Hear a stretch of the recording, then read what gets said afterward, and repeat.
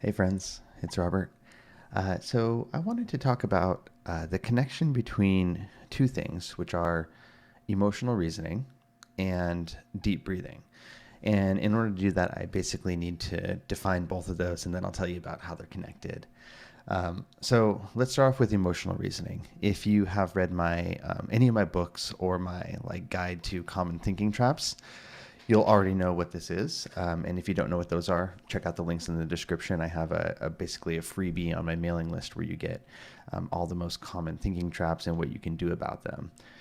But thinking traps are something that I talk about a lot in my content. They're also commonly known as cognitive distortions, maladaptive cognitions, ways of self-sabotaging, basically thoughts that are unhelpful, patterns that we can all fall into. But for those of us with mental health difficulties, we tend to fall into them more often and more problematic ways. So things like overgeneralization or personalizing, taking things personally, black and white thinking, all or nothing thinking. There's a variety of them, but emotional reasoning is a big one. So emotional reasoning is the thinking trap where basically, because you feel a certain way emotionally, you assume that that's the truth. So there's a lot of different examples you can kind of come up with this. One would be people who are maybe in romantic relationships. If you take somebody who's in a romantic relationship, but they have very, very low self-esteem, they kind of have this internal hypothesis. So like this internal, like, assumption about themselves that they're bad or that they're not worth it, that they're not worthy of love, that they're not a good partner, something like that.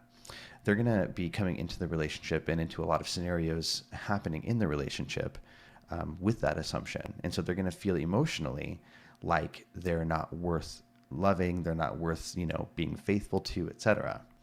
So you might see how that can kind of jump from feeling as though you're not worthy of love to assuming somebody would be stepping out and cheating on you, right? So you can kind of take that, and because you feel a certain way, that drives your interpretation of reality. So you might see something in your partner, normal behaviors or behaviors that are sort of neutral. You might attribute those to that feeling you have, right? So maybe they're late coming home, maybe their phone died on the way home from work and you couldn't reach them. You're going to maybe assume that because you feel like they should be cheating on you, it's because they're cheating on you, not because their phone actually died or something came up at work or etc., right?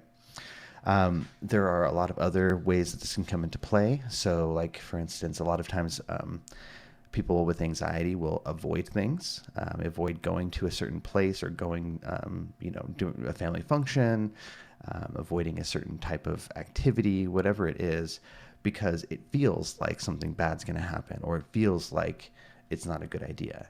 Right. So the emotion comes first, and then you make sense of that, and that drives the way that you interpret the situation.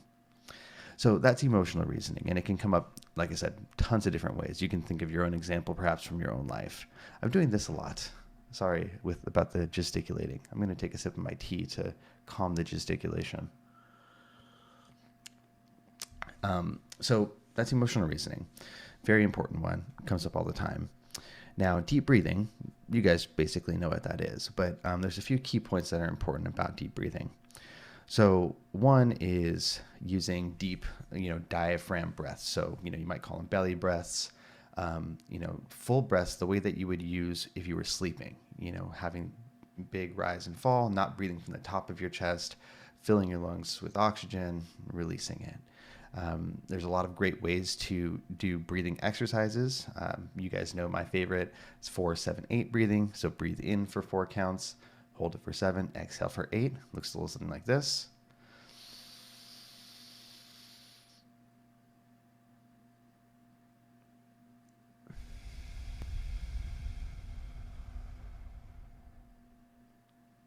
Just one, and I could already feel it. But you can use any breathing exercise you'd like. One of the key points about breathing exercises when you're trying to use them for the purpose of fighting stress and anxiety, though, is that you want to practice them as a tool. You want to practice them as a skill. Just like you wouldn't try to maybe say you were a skateboarder and you were competing. You wouldn't try a new trick for the first time during competition. This applies for anything. You wouldn't perform a song if you're a musician without rehearsing it first. You wouldn't do a gymnastics trick without practicing it. And so in the same way, you don't want to be under the gun and already anxious and then go, oh yeah, what was that breathing exercise? Let me try it out. Because sometimes that can backfire. You can sort of freak yourself out because it's not working, which makes you think you're actually struggling with something physical, and that, makes your anxiety spiral.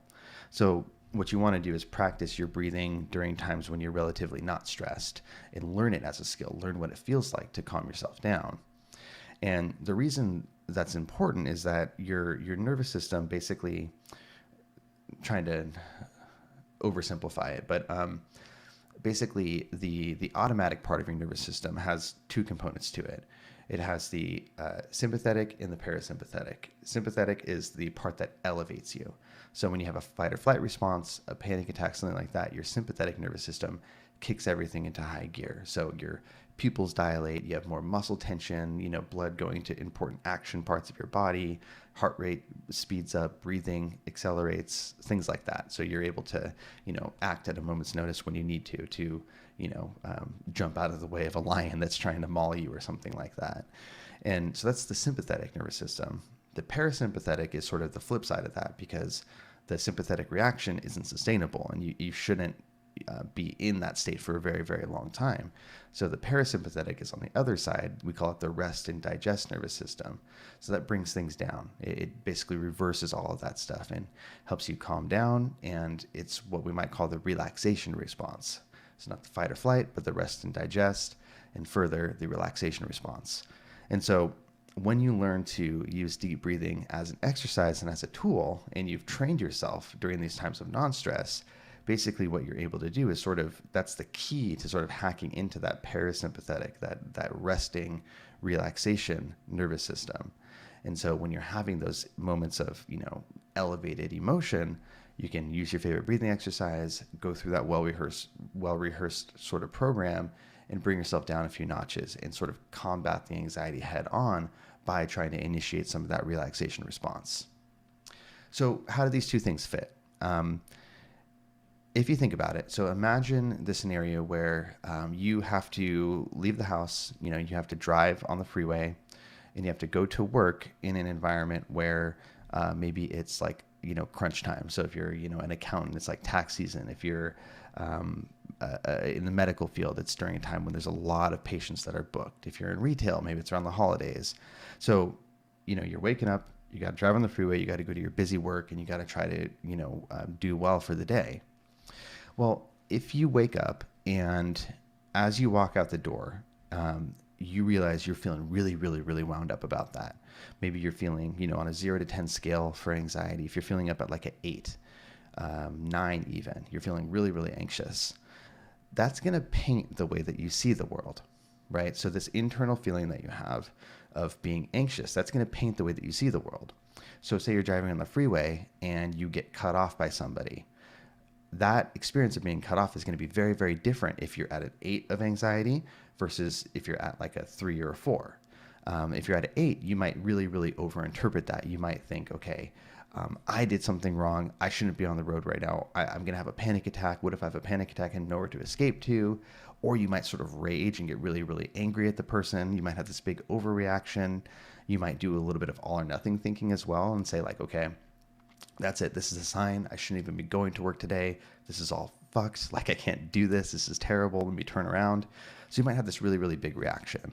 And then when you get to work, you're going to feel this elevated level of threat before you even walk into the door.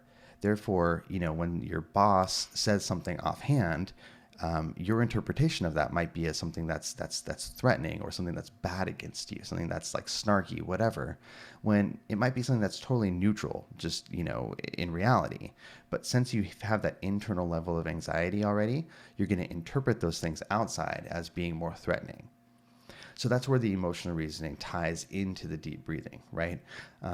When you have this elevated level of anxiety, this emotion, your interpretation of what happens out there in the world changes. You feel a certain way, therefore you see that happening in the world. You interpret things a certain way. So you can exploit that. You can use this well-trained breathing exercise or whatever thing is going to work to help bring your anxiety level down. It's different for everybody. The most common thing is going to be breathing exercises, but who knows? Maybe it's something else for you. Whatever it is, if you take that same scenario where you have that long day ahead of you, you have to drive on the freeway, you have to go into busy work, et cetera, et cetera. But before you leave the house, you pause for a minute, right? You take 10 minutes.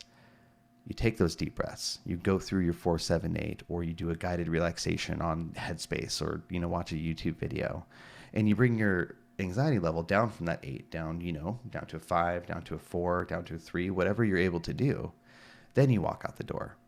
Suddenly, you're not going to be doing as much emotional reasoning because there isn't as much of that fuel for that sort of emotional reasoning fire. So you get cut off on the freeway and you're like, fuck, that sucked, but you're not overreacting to it. You get to work, and if you're still at that like 5 or 4, you're feeling a little bit stressed, you're feeling under the gun. Maybe that's actually a good thing. You want a little bit of pressure to succeed. But when your boss says that offhanded comment, you're not taking it so personally. You're not really over-interpreting it and seeing it as proof of these sort of threatening feelings you have inside, because you have less of those threatening feelings to work with. So it's something that I talk about a lot with my clients. It's something that I talk a lot about in content that I make. It's an area that I think that you have more control over than you might think. And at the very least, this is something, it's something that you do have influence over. There's a lot with regard to how the world works, how anxiety works, how mental health works, that you don't have a ton of control over. But you have the choice to take that pause. You have the choice to put the effort in to try to reduce that baseline level of whatever you're feeling before you walk out that door. And you might be surprised the ways in which that actually helps you avoid the emotional reasoning and keep things together for the day. So that's my tip for you. Maybe it's relevant to you as we're going to this holiday season, if you're watching this right when the video comes out. But if this tip was helpful to you, if you liked it, if it's something that's interesting that you think other people would think is interesting, please share the video, please like, please subscribe, all that good stuff. And I'll be back for another one soon.